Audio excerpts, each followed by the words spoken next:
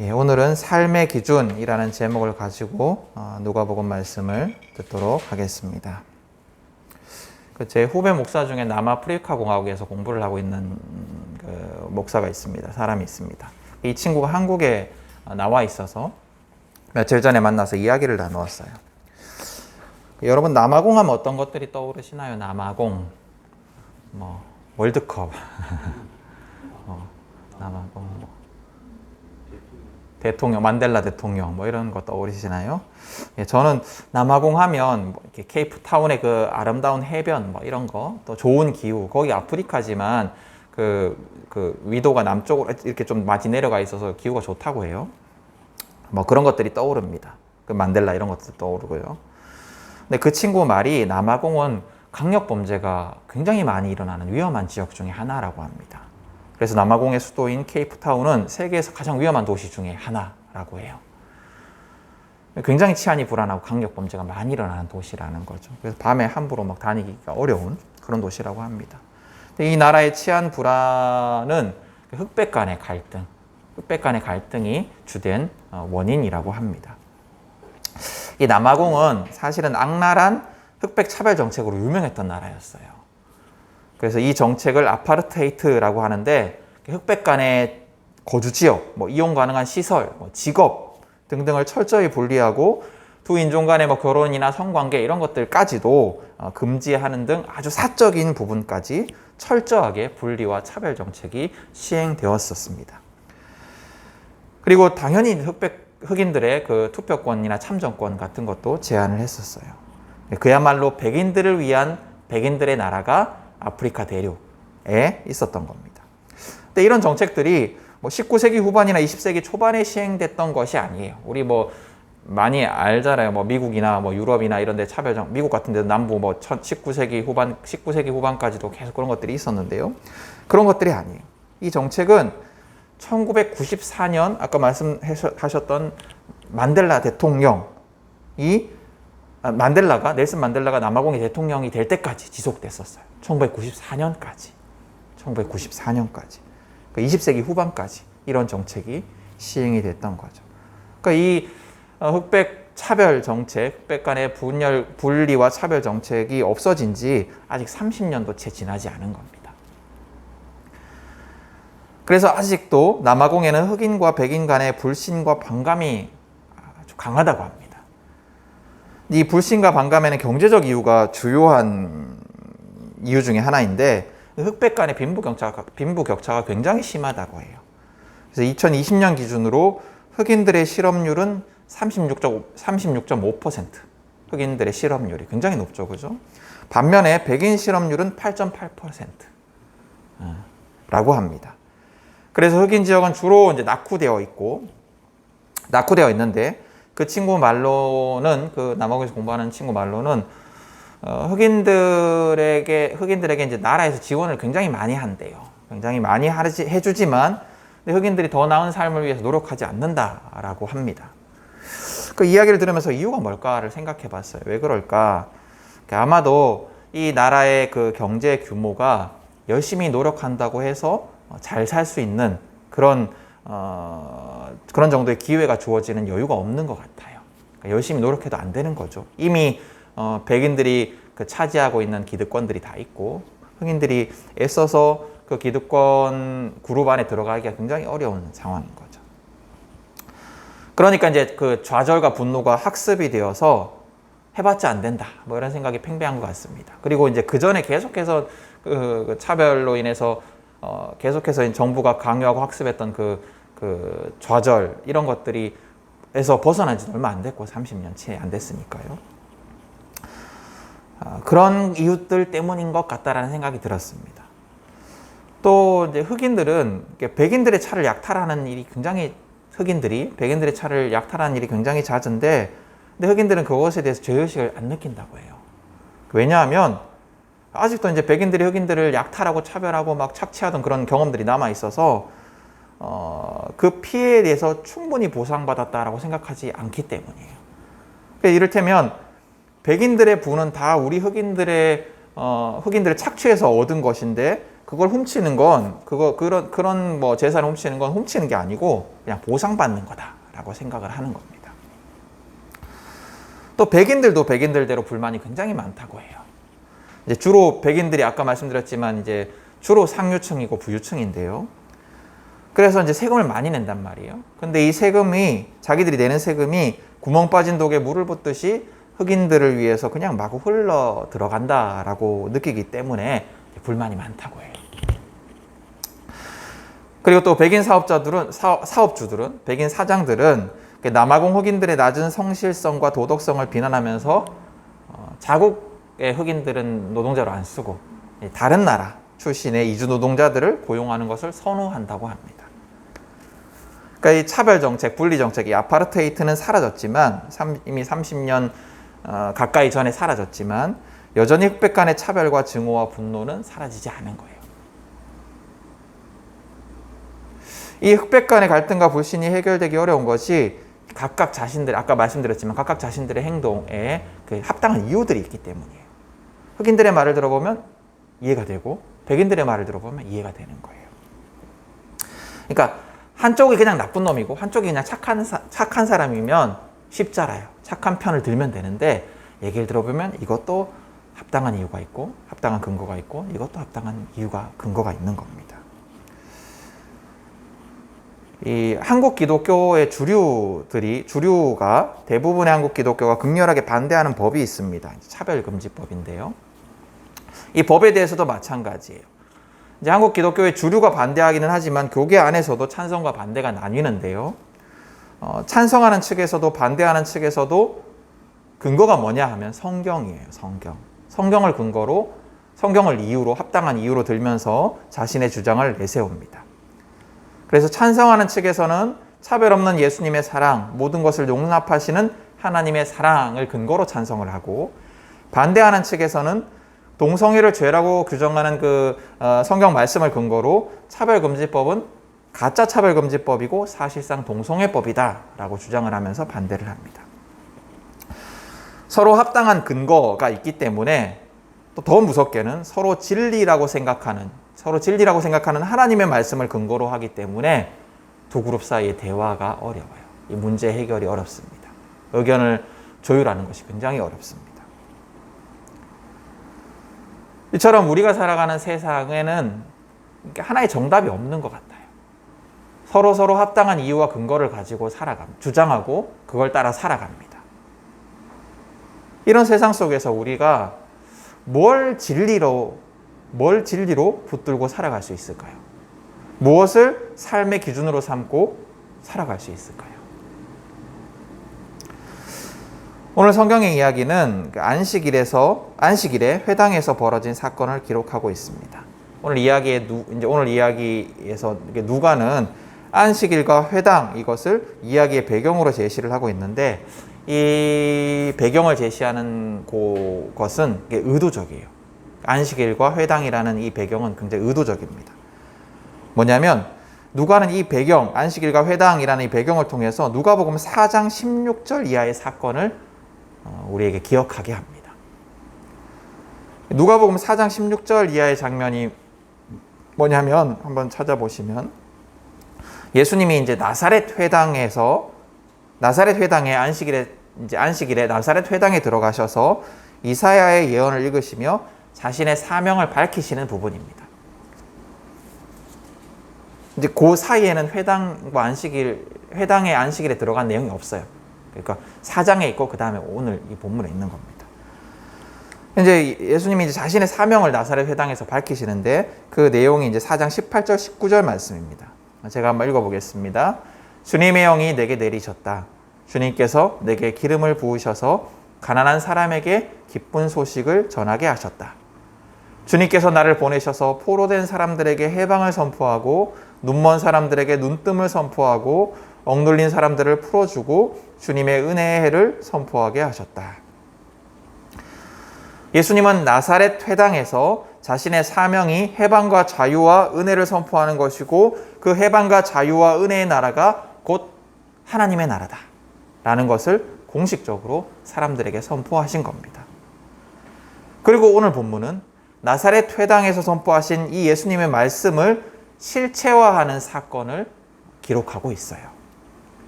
바로 예수님이 18해 동안 병마에 시달리며 병마에 갇혀있던 허리가 굽은 여인을 해방시켜 주신 겁니다.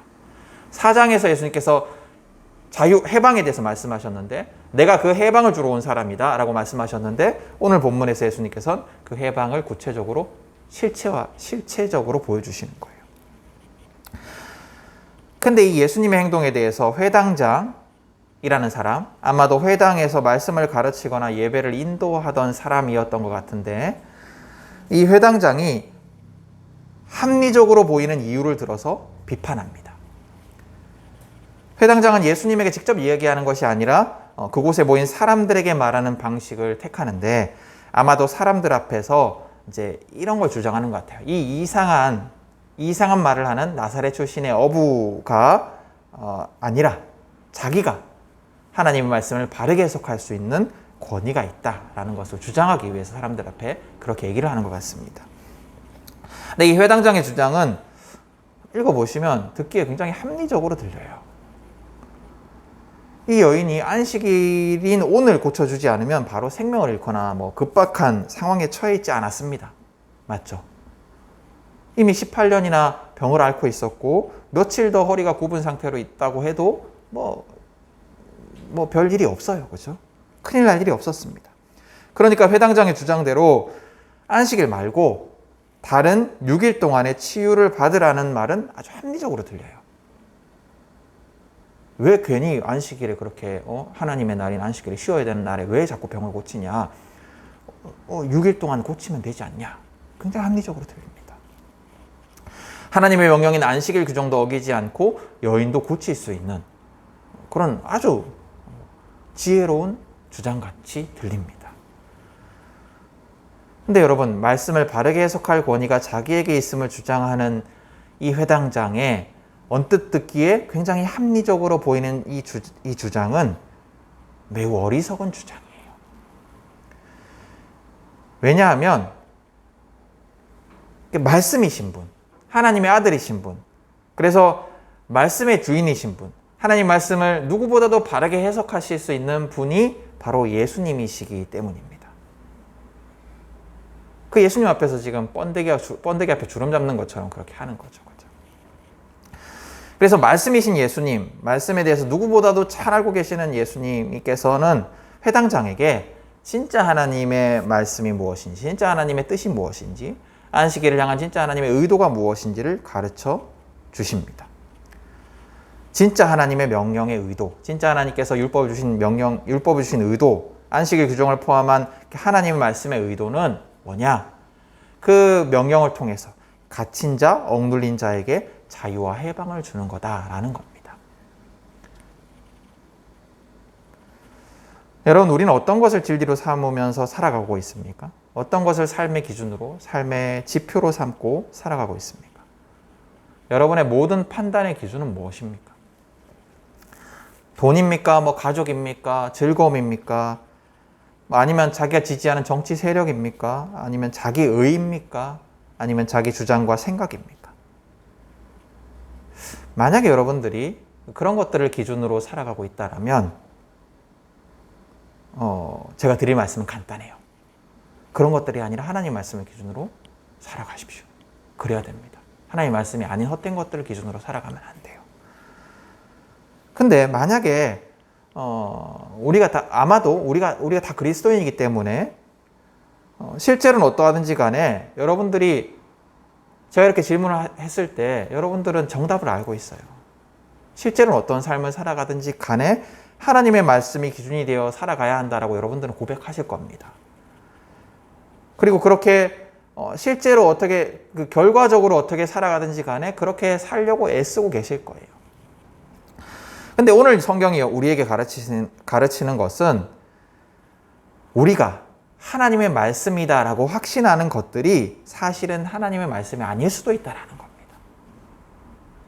우리는 하나님의 말씀을 기준으로 살아간다라고 생각하고 그렇게 살기 위해서 애쓰는데 실상은 우리가 기준으로 삼는 그 하나님의 말씀이 하나님의 말씀이 아닐 수도 있다라는 거예요. 오늘 이 회당장처럼. 오늘 성경의 회당장은 자신의 주장이 말씀에 근거한 것이라 확신하고 있었습니다. 그래서 그는 사람들에게 자신의 의견을 주장하면서 성경의 어느 말씀에 의하면이라고 근거조차 되지 않습니다. 너무나 마땅한 거예요. 너무나 명백한 하나님의 말씀이기 때문에 성경 2장 2절을 찾아봐라. 여기에 이렇게 적혀 있지 않냐. 이런 말도 안 하는 거예요. 안식일을 지키는 것은 하나님의 명령임을 설명할 필요가 없고, 또 혹시나 이 하나님의 명령에 예외가 있을 수 있지만 이 여인의 경우에는 절대 예외가 될 수 있는 상황이 아니라는 거예요. 확신하고 있었어요. 그러니까 저 예수의 행동은 하나님의 명령을 어기는 잘못이라는 거예요. 그러나 그가 하나님의 말씀이라고 확신하고 있던 그의 주장은 잘못된 것이었습니다. 그럼 이 회당장은 뭘 실수한 걸까요? 여러분은 그의 주장이 잘못됐다고 생각하십니까? 왜 잘못됐다고 생각하십니까? 예수님은 이 회당장의 주장이 안식일의 근본적인 의미, 안식일을 주신 하나님의 의도를 잘못 이해한 주장이다라고 깨우치십니다. 안식일의 바른 의미는 해방과 자유라는 거예요. 여러분, 안식일은 그 하나님께서 그 안식일 규정을 이제 광야에서 주셨는데, 안식일은 이집트의 성공과 번영과 화려함과 부와 영광을 위해서, 이집트의 그 부와 영광을 위해서 쉼없이 착취당하던 이스라엘에게 자유와 해방을 주신 하나님을 위한 날입니다. 안식일은 부와 성공과 쾌락을 주인 삼고 살아가는 자들에게 진짜 우리 생명의 주인이신 하나님을 의지하도록 훈련하는 날이에요. 하나님만이 우리를 자유하게 하시고, 하나님만이 우리의 부족함을 채우시고, 하나님만이 우리를 행복하게 하신다는 것을 신뢰하면서 애쓰지 않고 하나님 안에서 안식하는 날입니다. 안식일은 무엇을 위해 살아가는지도 모른 채 정신없이 채찍질 당하며 노예처럼 살아가는 우리의 날들 속에서 잠시 멈춰서 내가 진짜 위해야 하는 것은 무엇인가? 진짜 나의 주인은 누구인가? 나를 진정으로 자유롭게 하는 주인은 누구인가를 기억하는 날입니다. 그러니 그 날에, 그 안식일에 18년이나 질병에 구속당해서 자유 없이 갇혀 살아가던 여인을 해방해 주는 것이 하나님의 뜻이 아니고 뭐겠습니까? 안식일에는 더더욱 그러해야 했던 거예요. 다른 날이 아니라 안식일에 이 여인이 고쳐져야 했던 거예요. 안식일의 의미가 그러하기 때문에. 질병으로 인해서 사람들의 차별을 받으면서 공동체 안에 속하지 못하고 눈에 띄지 않기를 요구당하면서 없는 사람 취급당하던 이 여인을 해방하고 회복시키고 다시 공동체 안으로 받아들이는 것이 하나님의 뜻이 아니면, 안식일의 진정한 의미가 아니면 무엇이냐는 겁니다. 예수님은 안식일의 이 사건을 통해서 안식일의 의미를 넘어서 더 나아가서 예수가 이 땅에 오신 이유인 하나님의 나라의 의미도 우리에게 가르치십니다. 하나님의 나라는 자유와 해방의 나라입니다. 헛된 모든 것들로부터 자유와 해방을 얻고 하나님 안에서 자유와 해방을 얻는 것입니다. 하나님 나라의 복음은 우리를 억압하고 가두는 것이 아니라 하나님 안에서 진정한 자유와 해방을 얻게 합니다. 자기를 파괴하고 결국 허무하게 하는 자유가 아니라, 그런 해방이 아니라 진정한 자유, 우리를 너무도 사랑하시는 하나님의 보호하심 아래에서 그분의 인도와 통치 아래 살아가는 진정한 자유를 선포하고 얻게 하는 것이 하나님의 나라예요. 여러분에게 복음은 어떤 의미입니까? 여러분에게 말씀은 어떤 의미입니까? 여러분에게 성경은, 기독교는 어떤 의미입니까? 신앙은 어떤 의미입니까? 만약 여러분의 신앙이 여러분을 억압한다면, 여러분이 받아들이고 있는 그 복음이 여러분을 억압한다면, 여러분을 불행하게 만든다면 그것은 복음이 아니에요. 그것은 하나님의 나라도 아니고 하나님의 말씀도 아니에요. 회당장이 이해했던 말씀, 하나님의 말씀, 바리새인들과 사두개인들이 이해했던 하나님의 명령은 사람을 억압하고 차별하고 배제하는 것이었기 때문에 하나님의 말씀이 아니었습니다. 그들은 하나님의 말씀이라고 철석같이 믿었지만 하나님의 말씀이 아니었어요. 그들은 율법을 기준으로 사람을 차별하고 배제하고 혐오했어요. 그래서 예수님은 그들을 위선자라고 맹렬하게 비난하셨습니다. 여러분이 가진 복음은 무엇입니까? 여러분이 가진 신앙은 무엇입니까? 여러분이 알고 있는 하나님의 말씀은 무엇입니까? 여러분이 기준으로 삼고 살아가는 그 하나님의 말씀은 무엇입니까? 여러분이 알고 있는 그 하나님의 말씀이 사람을 살리는 겁니까? 아니면 억압받고 차별받고 배제된 자들을 계속해서 억압하게 하는 겁니까? 오늘 이 여인은 장애인이었어요. 그죠? 보기 싫은 외형을 가진 장애인이었어요. 허리를 펼 수 없는, 몸이 붙어있는. 그의 외형은 눈살 찌푸리게 만들었고 그는 없는 사람 취급을 받았습니다. 많은 사람들이 보기 흉한 장애인을 보면 눈을 돌리는 것처럼 그랬었어요. 그는 정상적인 사회생활을 하기도 어려웠고 차별과 배제의 대상이었습니다. 그래서 예수님께서 이 여인을 불러서 사람들 앞에 세우고 이 여인을 회복시켜주는 사건은 더더욱 의미가 있어요. 공동체 안에서 다시 회복시키시는 그런 사건이니까요. 근데 여러분, 우리의 곁에 이 여인과 같은 자들은 누구입니까? 우리의 곁에 이렇게 차별과 배제의 대상으로 머물러 있는 자들은 누구입니까? 우리는 그들을 어떻게 대하고 있습니까? 혹시 우리도 그들을 배제하고 차별하고 혐오하면서 그 근거로 하나님의 말씀을 들고 있지는 않습니까?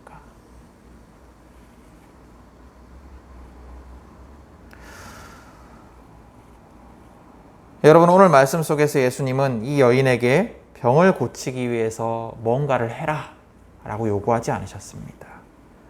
먼저 교회 가서 세례받아서 기독교인이 되라 말씀하지 않으셨어요. 먼저 너희 죄를 회개하라 말씀하지 않으셨습니다. 먼저 사회의 불편을 초래하는 위험한 행동을 그만하고 착하고 성실하게 살아라 말씀하지 않으셨습니다. 아무것도 요구하지 않으시고 이 여인을 해방시켜 주셨어요.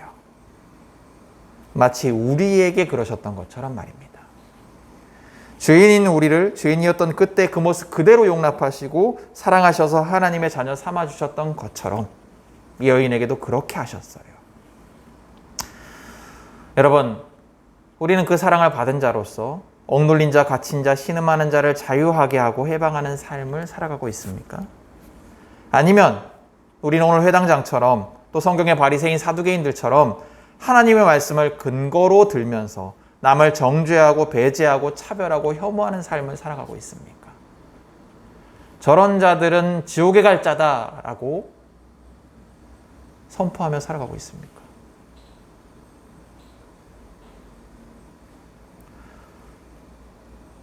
오늘 예수님을 기억하십시오.